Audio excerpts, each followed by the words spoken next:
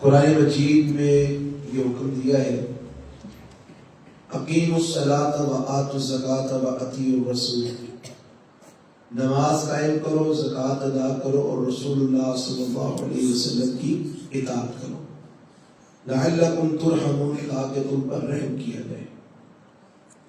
اس سے یہ بات سمجھ آتی ہے کہ نماز کا قیام، زکوٰۃ کی ادائیگی اور اس کے علاوہ دیگر بھی جو اعمال ہیں وہ کرنے کے لیے ہمیں جو طریقہ بتائیں گے وہ امام الانبیاء جناب محمد رسول اللہ صلی اللہ علیہ وسلم بتائیں گے۔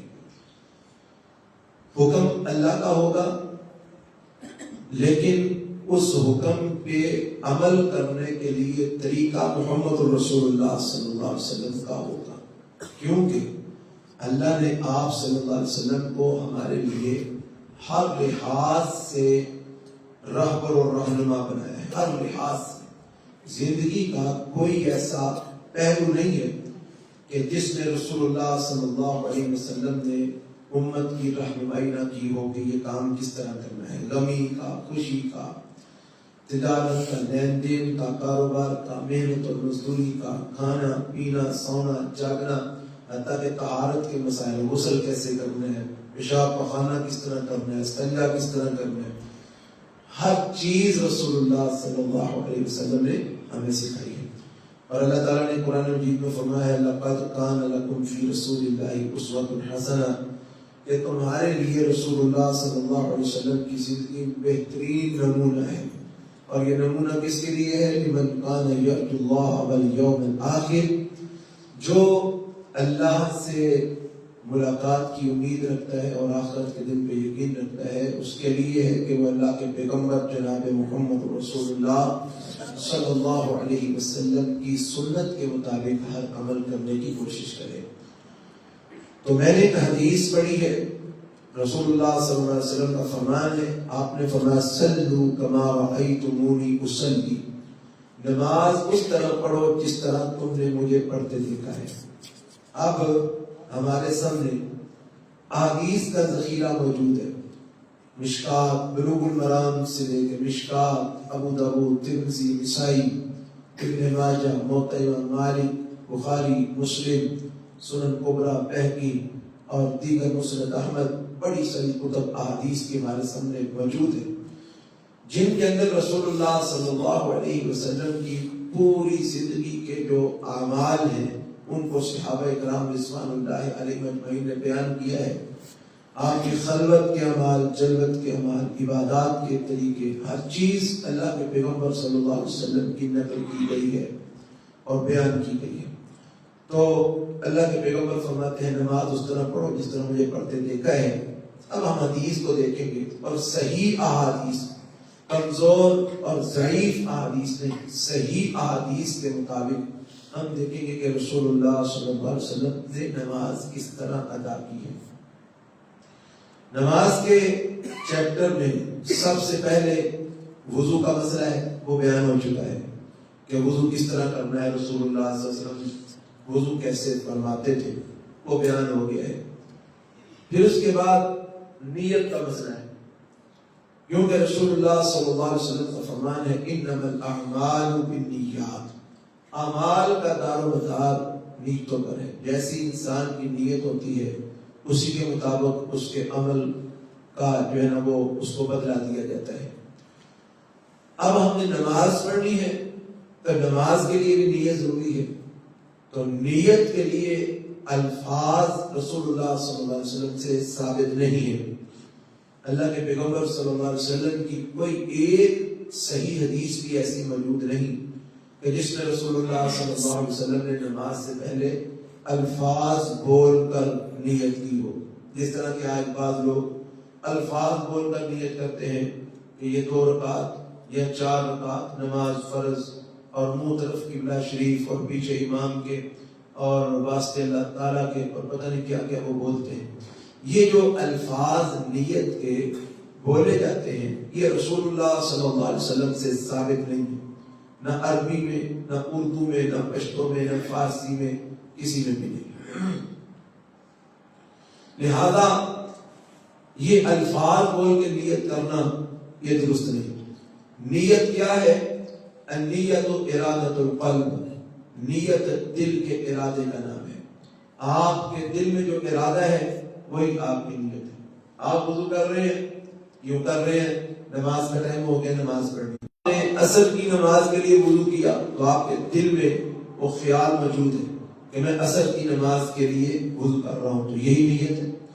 آپ مسجد میں آ رہے ہیں، کیوں آ رہے ہیں؟ نماز پڑھنے کے لیے. کون سی نماز؟ عصر کی نماز. تو یہ آپ کے دل میں خیال موجود ہے کہ میں عصر کی نماز پڑھنے کے لیے مسجد میں جا رہا ہوں، یہی نیت ہے، یہی ارادہ ہے. اس کے لیے الفاظ رسول اللہ صلی اللہ علیہ وسلم سے ثابت نہیں ہے. یہ مسئلہ اپنے ذہن میں بٹھا لیجیے کہ جو آپ کے دل کے اندر ارادہ ہے وہی نیت ہے. نیت کے لیے الگ سے کوئی الفاظ رسول اللہ صلی اللہ علیہ وسلم سے نہیں ملتے. اس کے بعد ہم نے نماز شروع کرنی ہے. نماز کے لیے قبلہ رخ ہونا ضروری ہے. اگر قبلہ رخ آپ ہو کے نماز نہیں پڑھیں گے تو آپ کی نماز قبول نہیں ہوگی، درست نہیں ہوگی. اللہ تعالیٰ نے قرآن مجید میں فرمایا ہے اینما تولوا فثم وجہ اللہ. جہاں بھی تم ہو اپنے چہروں کو پھیر لو. کہاں پھیر لو؟ وہ فرمایا فولی وجہک شطر المسجد الحرام، اپنے چہرے کو مسجد حرام کی طرف پھیر لو. تو جہاں بھی ہو مسجد حرام کی طرف، خانہ کعبہ کی طرف منہ کر کے نماز پڑھنی ہے، یہ ضروری ہے. خانہ کعبہ کے علاوہ کسی اور طرف منہ کر کے آپ نماز پڑھیں گے تو آپ کی نماز ٹھیک نہیں ہوگی، درست نہیں ہوگی، بلکہ قبول ہی نہیں ہوگی. ہاں غلطی کے ساتھ کسی ایسی جگہ پہ آپ موجود ہیں جہاں پر آپ کو علم ہی نہیں ہے کہ قبلہ کس طرف ہے، وہاں پر بھی آپ کوشش کریں گے، اندازہ لگائیں گے اور پوری کوشش کر کے آپ قبلے کا تعین کریں گے، تو پھر آپ اس قبلہ جس طرف آپ کو محسوس ہوا کہ اس طرف قبلہ ہے اس طرف منہ کر کے آپ نماز پڑھیں گے.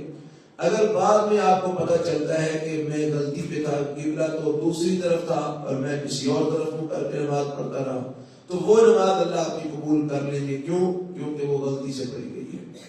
تو اس کے حوالے سے جو ہے نا وہ یہ مسئلہ ہے اینما تولوا فثم وجہ اللہ، کہ تم جس طرف بھی منہ کرو گے تو وہاں پر جو ہے نا وہ اللہ کا چہرہ موجود ہے، اللہ کی ذات موجود ہے. لیکن یہ اس صورت میں کہ اگر غلطی کے ساتھ آپ کو پتہ نہیں چلا قبلے کا، اپنی طرف سے آپ اس کو قبلہ کی سمت سمجھ رہے تھے لیکن قبلے کی سمت کوئی اور تھی، تو آپ نے کسی اور طرف منہ کر کے نماز پڑھ لی تو آپ کی نماز قبول ہو جائے گی. لیکن قصداً ارادتاً اگر آپ قبلے کے علاوہ کسی اور طرف منہ کر کے نماز پڑھیں گے تو آپ کی نماز قطعاً قبول نہیں ہوگی. پھر اس کے بعد اگر ہم باجماعت نماز پڑھ رہے ہیں تو باجماعت نماز کے اندر ہمیں صف کا اہتمام کرنا پڑے گا. صف جو ہے نا وہ کے اندر کھڑا ہو کر نماز پڑھنی ہے، صف کو درست کرنا ہے. اور صف کو درست کرنے کے وجہ سے یہ مسئلہ مردوں اور عورتوں کے درمیان برابر ہے. یعنی نیت بھی مردوں اور عورتوں نے یکساں کرنی ہے اور یہ صف بندی بھی مردوں اور عورتوں نے یکساں کرنی ہے. وہ کس طرح؟ پاؤں اپنے پاؤں اتنے کھولنے ہیں جتنا آپ کے جسم کی چوڑائی ہے، جتنی آپ کے کندھوں کی چوڑائی ہے اتنے آپ نے پاؤں کھولنے، اس سے زیادہ پاؤں نہیں کھولنے اور اس سے کم بھی نہیں کھولنے. اگر آپ اپنے جسم کی جو چوڑائی ہے اس سے زیادہ پاؤں کھولیں گے پھر بھی صف ٹھیک نہیں بنے گی. اگر آپ اپنے جسم کی چوڑائی سے کم پاؤں کھولیں گے پھر بھی صف ٹھیک نہیں بنے گی. صحیح سنت کے مطابق صف بنانے کا طریقہ یہ ہے، چاہے مرد ہوں چاہے عورتیں ہوں، اپنے جسم کے مطابق جگہ لے کے کھڑے ہوں. یہ بعض مرد حضرات بھی اس طرح کرتے ہیں اور عورتوں کو بھی ایسے دیکھا گیا ہے. شاید وہ اس کو کوئی فیشن سمجھتے ہیں کہ بالکل تھوڑے سے پاؤں کھول کے وہ کھڑے ہوتے ہیں، یا عورتیں کھڑی ہوتی ہیں نماز پڑھنے کے لیے زیادہ پاؤں نہیں کھولتے، بالکل ساتھ پاؤں یا تو جوڑے ہوتے ہیں یا جوڑے نہ ہو تو بیچ میں تھوڑا سا فاصلہ ہوتا ہے، کوئی 2 4 5 انگلیوں کا فاصلہ رکھ کے تو عورتیں کھڑی ہو جاتی ہیں. تو عورتوں کو بھی چاہیے مردوں کو بھی چاہیے کہ وہ اپنے کندھوں کو دیکھیں کہ آپ کے کندھوں کی چوڑائی کتنی ہے. جتنی آپ کی کندھوں کی چوڑائی ہے اس کے مطابق آپ پاؤں کھولیں گے. اور پھر ایک فطرتی بات بھی ہے، آپ اگر اپنے جسم کی چوڑائی کے مطابق پاؤں کھولیں گے، آپ لمبا قیام بھی کریں گے تو آپ کی ٹانگیں تھکیں گی نہیں. لیکن اگر آپ اس سے زیادہ کھولیں گے تب بھی آپ تھک جائیں گے، اگر اس سے کم کھولیں گے تب بھی آپ تھک جائیں گے. یہ فطرتی معاملہ ہے، آپ ٹرائی کر کے دیکھ لیجئے گا. اپنے جسم کی چوڑائی کے مطابق پاؤں کھول لیں تو آپ اتنی جلدی آپ کی ٹانگیں تھکیں گی نہیں، کیونکہ دونوں ٹانگوں کے اوپر برابر وزن ہوگا تو آپ کی ٹانگیں اتنی جلدی تھکیں گی نہیں. تو اس لیے یہ مرد ہوں یا عورتیں ہوں، یہ سنت ہے رسول اللہ صلی اللہ علیہ وسلم کی، اور آپ کی تعلیم ہے کہ اپنے پاؤں اتنے کھول رہے ہیں جتنی آپ کے جسم کی چوڑائی ہے. جب اتنے پاؤں آپ کھولیں گے، ہر بندہ اتنے پاؤں کھول کے کھڑا ہوگا تو آٹومیٹکلی دوسرے بندے کے پاؤں کے ساتھ پاؤں لگے گا اور کندھے کے ساتھ کندھا جڑے گا. اور یہی شریعت کی منشا ہے، یہی اس کا تقاضا ہے کہ آپ کا کندھا دوسرے کے کندھے کے ساتھ ملا ہونا چاہیے، آپ کے پاؤں دوسرے کے پاؤں کے ساتھ ملے ہونے چاہیے، اور پاؤں کا رخ قبلے کی جانب ہونا چاہیے، سیدھا ہونا چاہیے پاؤں. ہاں اگر کسی کو کوئی ایسا مسئلہ ہو اس کا پاؤں سیدھا ہوتا ہی نہیں ہے، سیدھا کرنے میں اس کو تکلیف ہوتی ہے، تو پھر اگر تھوڑا سا ٹیڑھا پاؤں رکھ کے کھڑا ہوتا ہے تو یہ اس کی مجبوری ہے. لیکن کچھ لوگ قصداً وہ پاؤں کو ٹیڑھا رکھ کے ایسے کر کے نا تھوڑا سا باہر کو پاؤں کا منہ نکال کے، آگے پنجے کا منہ تھوڑا سا باہر کو نکال کے کھڑے ہوتے ہیں.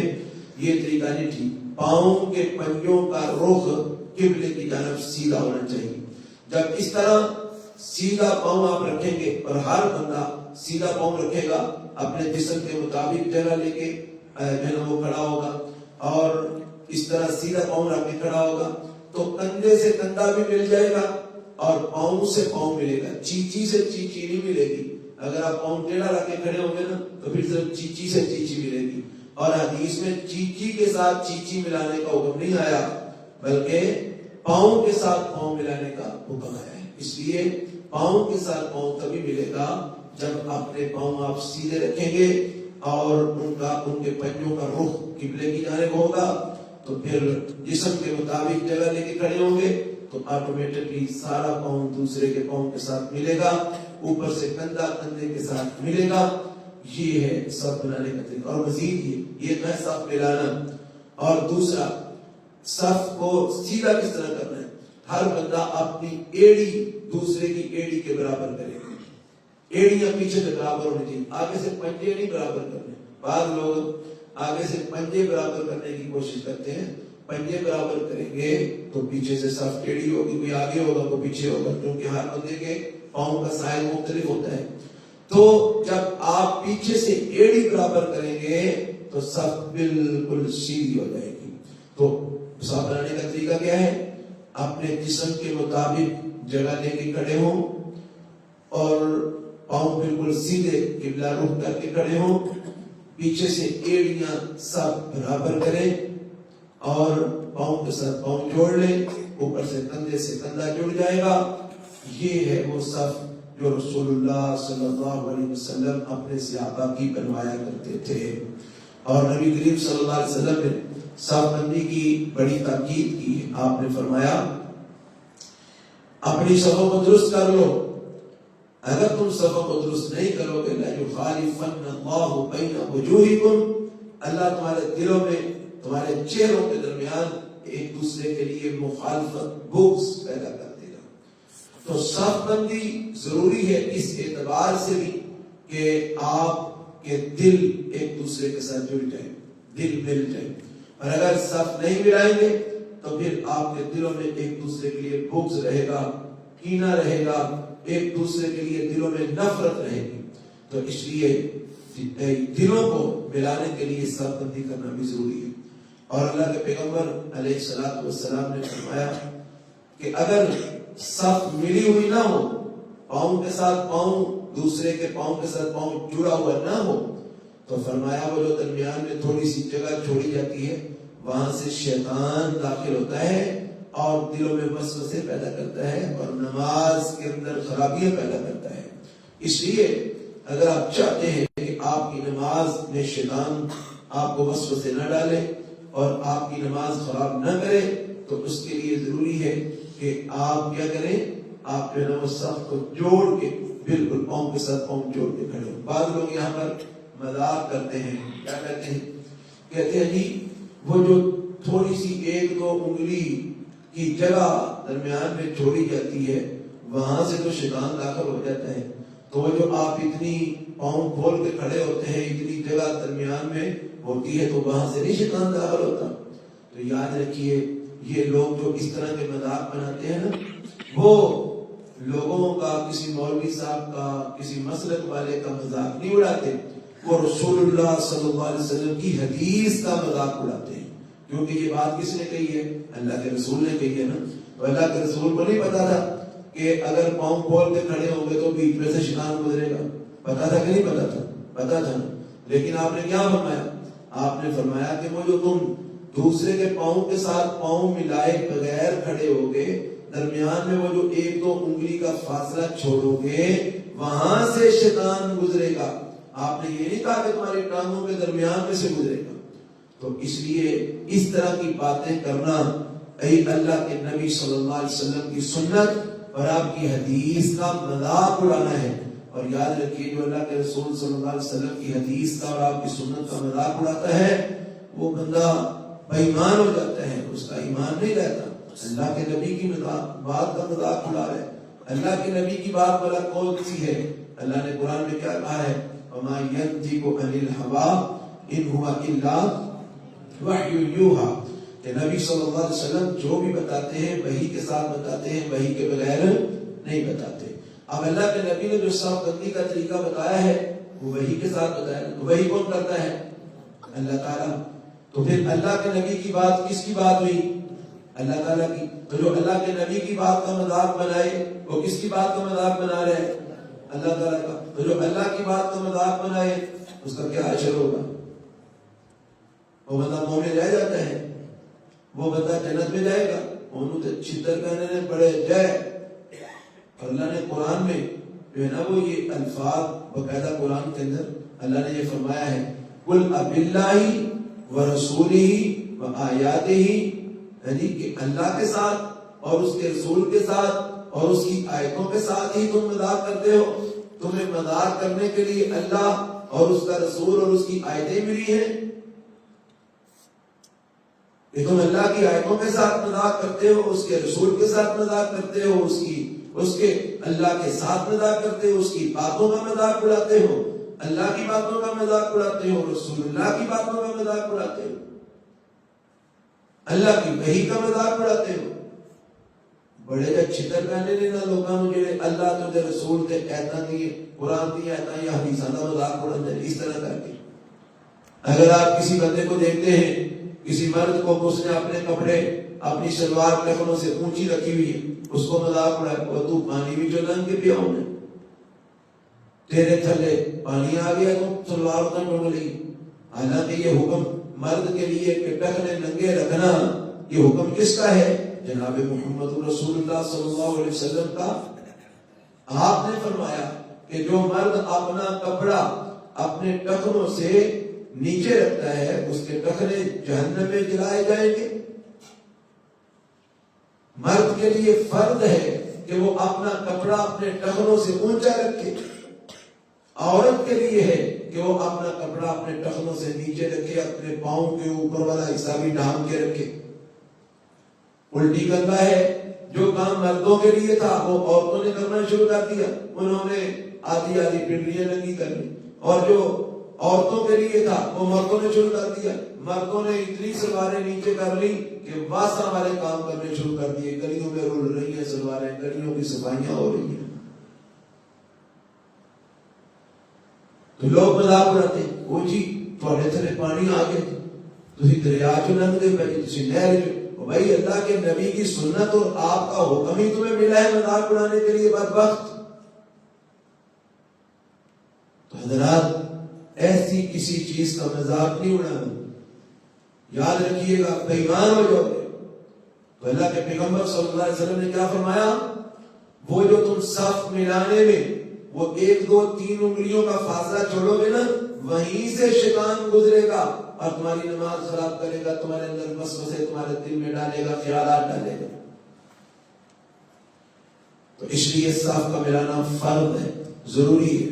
اور اللہ تعالیٰ نے قرآن مجید میں حکم دیا نا اقیم الصلاۃ. قرآن مجید میں جہاں بھی نماز کا حکم دیا اللہ نے کیا کہا ہے؟ اقیم الصلاۃ، اقیم الصلاۃ، اقیم الصلاۃ.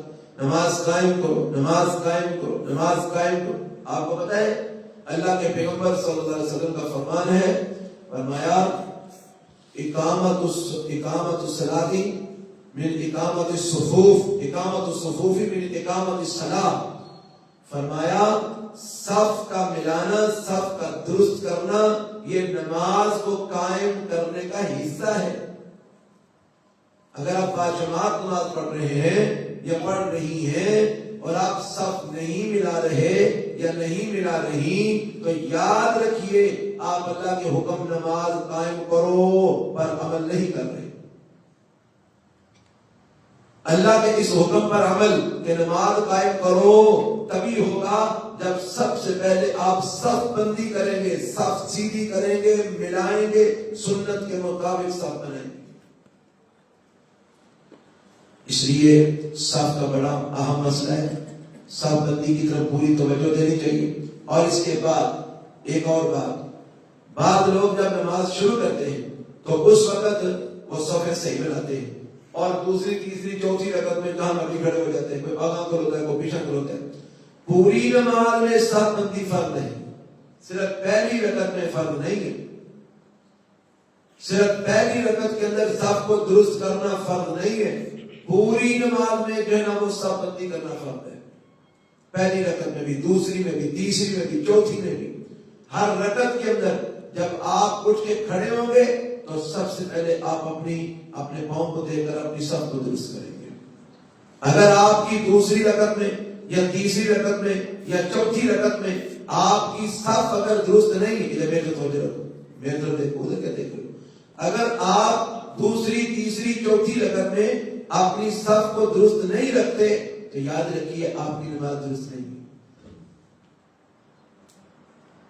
یہاں پر لوگ یہ سمجھتے ہیں کہ قدم کو تھوڑا سا ہلا لیا تو نماز خراب ہو جائے گی. صف ملانے کے لیے قدم کو اٹھا کے پیچھے کی ملانے، صف کو ملانے کے لیے اگر آپ قدم اٹھا کے ساتھ جوڑتے ہیں آپ کو گناہ نہیں ملے گا، ثواب ملے گا. کیوں؟ کیونکہ آپ اللہ کے پیغمبر صلی اللہ علیہ وسلم کے حکم کی تعمیل میں اپنا قدم ہلا رہے ہیں. ایسے ہی اگر نماز کے اندر صف میں خلاف پیدا ہو گیا ہے، کوئی بندہ بیچ میں سے پیچھے چلا گیا، کسی کا وضو ٹوٹ گیا، پیچھے چلا گیا، نماز میں خلاف پیدا ہو گیا، تو اب یہ نہیں کرنا کہ اس خلاف کو چھوڑے رکھو.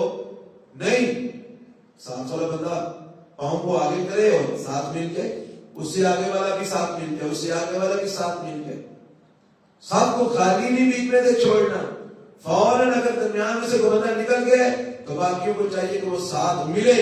اور ملنا کیسے؟ دار بات ہے، ملنے کے لیے پاؤں اٹھانا پڑے گا نا، پاؤں کو صاف کرنا پڑے گا نا، اپنی جگہ سے ہلنا پڑے گا نا. تو لہذا یہ ہلنا، یہ قدم اٹھا کے ساتھ ملنا، یہ آپ کے لیے باعث اجر ہوگا، باعث گناہ نہیں ہوگا. کیوں؟ کیونکہ آپ اللہ کے پیغمبر صلی اللہ علیہ وسلم کے حکم کی تعمیل میں صف کو ملانے کے لیے قدم اٹھا رہے ہیں اور اپنی جگہ سے حرکت کر رہے ہیں. ہاں، بے جا حرکت کرنا نماز میں، یہ نماز میں خلل پیدا کرتا ہے، یہ نماز کے اجر کو کم کرتا ہے. بے جا نماز میں حرکتیں کرنا یہ نماز کے جو ہے نا وہ کہ نماز کے خشوع و خضوع کے خلاف ہے. بے جا، بغیر وجہ کے وہی کبھی کپڑے پیسے دے کرنا، کبھی کدھر کھرک کرنا، کبھی کدھر کھرک کرنا، کبھی کوئی پہ کرنا، کبھی کوئی پہ کرنا، یہ طریقہ غلط ہے. لیکن صف کو ملانے کے لیے اگر آپ اپنی جگہ سے حرکت کر کے ساتھ ملتے ہیں تو یہ گناہ نہیں ہے، بلکہ یہ آپ کے لیے باعث اجر بنے گا، کیونکہ آپ صف بندی کر رہے ہیں، اللہ کے نبی صلی اللہ علیہ وسلم کے حکم کی تعمیل کر رہے ہیں. تو لہذا آج یہ مسئلہ آپ نے ذہن نشین کر لیں کہ اگر آپ نے باجماعت نماز پڑھنی ہے. آج ہم نے کون سی چیز بیان کی؟ ایک تو یہ کہ نیت کا مسئلہ، نیت کے لیے الفاظ ثابت نہیں، نیت دل کے ارادے کا نام ہے.